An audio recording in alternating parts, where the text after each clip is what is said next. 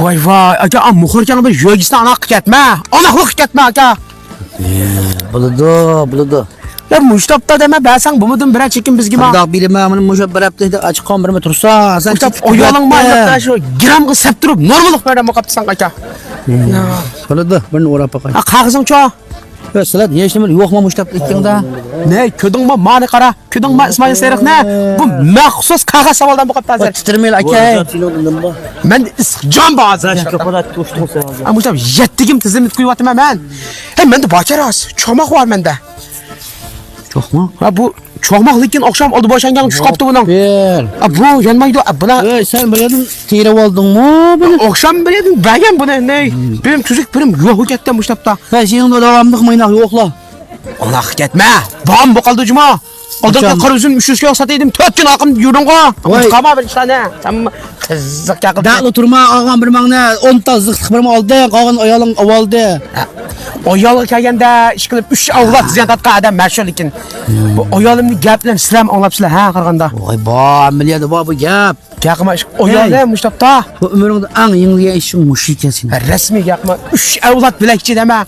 Oyo bu acayip iş qara vaqtim nimaga qarab qo'ydim kin ta o'zim bilmayman ish bu yilqi bir xil menku purab deb qoldi qara. Hayran qolsa dema purabla hali purg'um yomon kuchukman bilmayman ish purabla deb qoldi emasmi bu.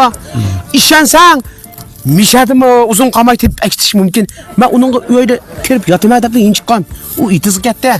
Mishadimi deb buldu. Voy gaqima men oqshom kunduzda Qara gusum keldi qara. Ködüngmi?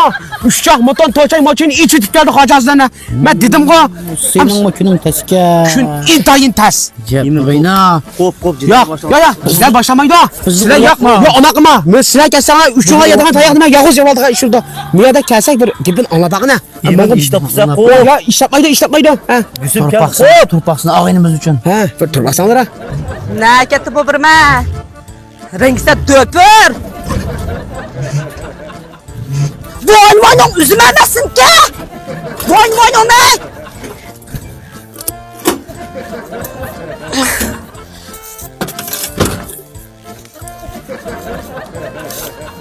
Ya Recep meye sorap kelganmisan? So'rag'anmi aka? Gusum kel çatak çıkı değil Ya, mi? çataq yo'q dema aka.